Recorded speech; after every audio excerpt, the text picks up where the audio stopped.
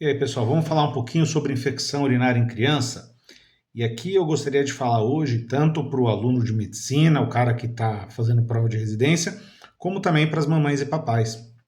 Por quê? Porque muitas vezes a mamãe ou o papai chega no pronto-socorro e acha estranho o médico interpretar determinado exame de uma determinada maneira, ou entrar ou não entrar com antibiótico, e alguns ficam até bravos. Então eu queria explicar para vocês também um pouquinho como funciona, né? Alguns detalhes que são muito importantes e que realmente o papai e a mamãe não têm obrigação nenhuma de saber sobre isso, mas precisam entender que isso faz parte do raciocínio médico, né? Que às vezes as coisas não são tão simples quanto parecem e que às vezes o colega está fazendo a coisa da maneira correta, né? E não entrando aí, tomando medidas, entrando com antibiótico sem necessidade, né? E também não está acontecendo o inverso, né? A gente precisa certificar disso. Então, eu vou trazer aqui, eu vou trazer aí isso através de uma discussão aqui de uma prova de residência, que essa questão, gente, essa questão é fenomenal, essa questão, eu adorei ela, assim, um chuchuzinho essa questão, assim, sabe? É muito bem feita. Eu merecia ser enquadrada essa questão de prova aqui, ó. Que é o seguinte, ó. Menina de 4 anos de idade, há 2 dias come menos, queixas de dor abdominal e urina várias vezes ao dia em pequenas quantidades. Hoje apresentou um pico febril de 37,8, evacua a cada 2 dias, fezes formadas com pouco esforço. Controla esfínteres desde os 3 anos, ou seja, controla, né, o xixi e o cocô desde os 3 anos de idade. Tende a reter urina e fezes e adiar a ida ao banheiro até a urgência. Dorme com fralda, molha cerca de 2 vezes por semana. Ao exame tem hiperemia de genital sem outras alterações. Foi colhido exame de urina e urocultura por jato médio, e o resultado deu um pH de 6 na urina, densidade de 1,015, proteína, corpos cetônicos, glicose, bilirrubina, hemoglobina e nitrito ausentes, esterase leucocitária, uma cruz em 4, leucócitos 15.000, hemácias 4.000, cilindros ausentes e presença de algumas bactérias. A conduta indicada para o quadro, enquanto se aguarda a urocultura, é prescrever. Gente, essa questão ela tem várias coisas importantes, tá? A primeira coisa muito importante, eu vou começar aqui do final para o começo em relação a essa questão. Enquanto se aguarda a conduta, enquanto se aguarda a urocultura. Gente, não existe diagnóstico definitivo de infecção urinária em crianças sem urocultura, tá? A urocultura ela é importantíssima, tá? Então vamos começar por aí, tá? Ah, mas tem alguns lugares, alguns pronto-socorros que não colhem urocultura da criança. Deveriam, porque é errado não colher, tá certo? Então, mais uma briga aí para você que é colega, que tá aí na lida, mais uma briga para você comprar onde você trabalha. Bom, mas essa questão, gente, ela é muito rica, assim, tá? Porque eu vou destrinchar ela passo a passo, tá? Então, assim, é uma menina de 4 anos de idade. Aqui ela não fala se tem antecedente já de ter tido infecções urinárias anteriormente. Se a gente assumir que não, que é o mais comum, tá?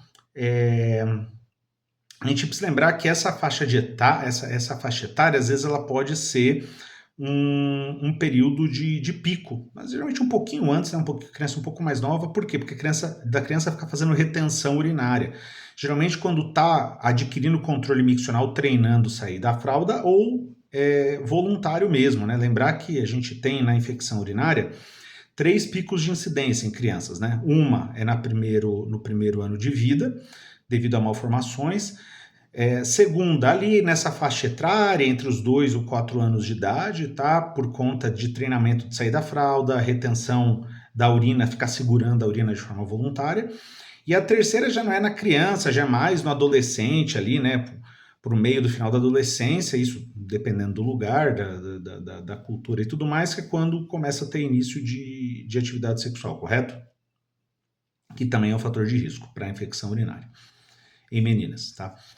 Especificamente. E aí a queixa, ela tinha uma queixa de dor abdominal, de que estava urinando várias vezes por dia em pequenas quantidades, né? Polaciúria, isso aqui, né? Urinar várias vezes por dia. teve um pico febril de 37,8, tá? Uma febre baixa, bem baixa, né? Limítrofe, tá? Aqui uma informação interessante, que ela evacua a cada 2 dias com fezes formadas com pouco esforço.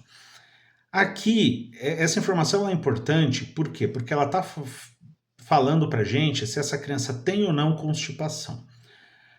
Aqui, a rigor, se a gente for considerar a rigor, não daria para a gente falar com essa frequência, né, a cada 2 dias, então ela evacua aí pelo menos 3 vezes por semana, não tem grande esforço, faz pouco esforço, então eu não consideraria que ela tem uma constipação intestinal, tá? Pelo menos não uma constipação intestinal importante. E por que isso é importante? Por que botaram frequência aqui evacuatória no meio de uma questão sobre infecção de urina?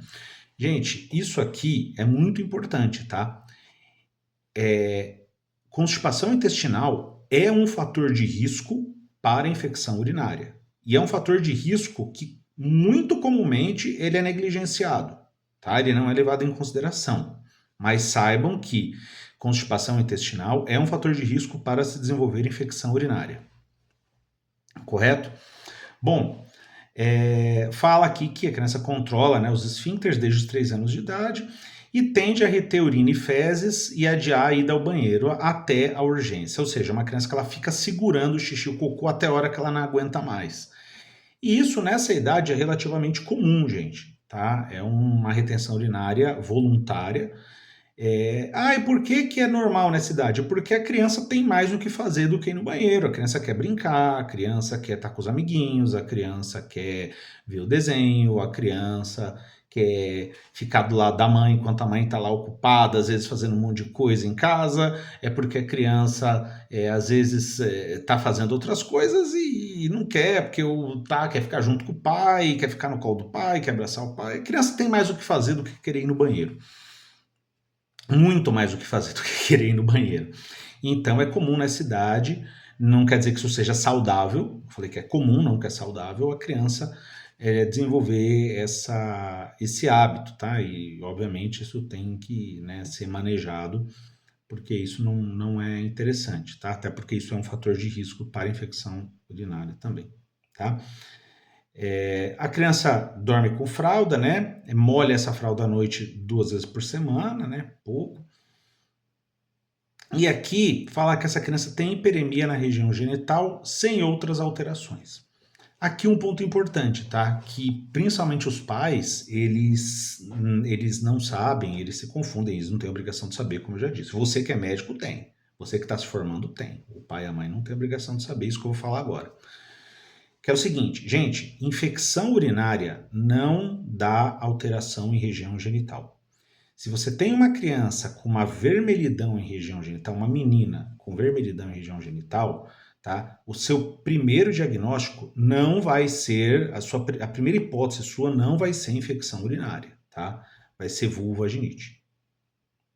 Tá certo? Que não é infecção urinária. Lembrem disso, infecção urinária não dá alteração, tá? De vermelhidão, hiperemia, eritema em genital externo.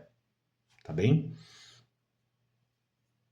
Bom, e aí essa criança colheu a urina, tá? Lembrando que aqui essa urina foi colhida por jato médio, que é uma informação importante, porque não se colhe urina de saco coletor para se confirmar diagnóstico de infecção urinária, tá? No caso aqui teria que ser ou jato médio ou, em outras situações, uma sondagem vesical ali de alívio para se adquirir essa urina, né? E aí qual foi? pH de 6, certo? Então uma urina um pouco ácida, normal. Densidade 1,015, ok. Tá? Não está tão concentrada essa urina, mas tá ok. Sem proteína, sem corpo cetônico, sem glicose, sem bilirrubina, sem hemoglobina e sem nitrito. Ok. Aí vem esterose leucocitária, uma cruz. Ok. Leucócitos 15.000 e hemácias 4.000. Tá? Síndromes ausentes e presença de algumas bactérias. É aqui que nasce o problema. Tá? Gente, leucócitos 15.000 é uma alteração pequena para a gente pensar, mas o valor de referência, aqui falando principalmente para os pais, que às vezes pega o exame e fala assim, valor de referência 10.000. deu 15 mil. Ah, mas tá fora do valor de referência, o médico, eu exijo que o médico entre com antibiótico. Não, nesse caso aqui ele não tem que entrar com antibiótico, tá certinho, tá? Não entrar com antibiótico. Porque ainda que o valor de referência seja 10 mil, 15 mil para uma infecção urinária em criança ainda é pouco, tá? Faz a gente duvidar bastante do diagnóstico.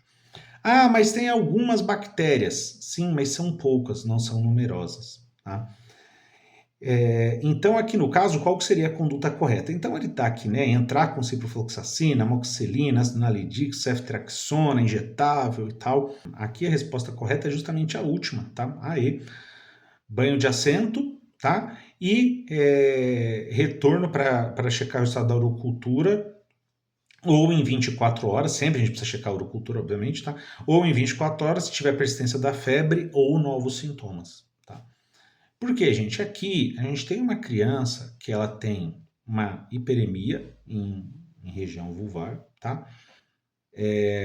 Poucos leucócitos na urina, tá? Poucas bactérias na urina. Então, tudo isso fala muito mais a favor de uma febre baixa, tá? Então, fala muito mais a favor de uma vulvovaginite. Ah, Ronaldo, mas vulvovaginite não dá febre. Sim, vulvovaginite geralmente não dá febre. Mas essa febre é uma febre baixa, ela pode ser de um pródromo infeccioso, um pródromo viral, né? Um início, às vezes, de um resfriado que vai aparecer, alguma coisa nesse sentido. Por quê? Porque essa criança ela não tem grandes fatores de risco, ela não tem outras grandes alterações que façam a gente pensar numa infecção urinária. E, no caso aqui, né, uma vulvagite explica muito bem todos os achados que ela tem. Tá? Então, eu só quis trazer essa questão aqui para vocês, para os estudantes, né, de medicina, para que se relembrar, né, para a gente revisar um pouco alguns pontos críticos no que diz respeito à infecção urinária, e também para os papais e mamães, para vocês entenderem que às vezes as coisas não são tão óbvias quanto parece, que às vezes você fica revoltado porque o médico não entrou com determinado antibiótico, pediu para reavaliar no outro dia, e tudo mais, e que muitas vezes essa realmente é a conduta mais correta, é isso que deveria estar sendo feito mesmo. Tá? Por quê? Porque muitas vezes envolve todo um corpo aí de conhecimentos e de fatores que não são tão óbvios, tá certo? Então, por hoje é isso, pessoal.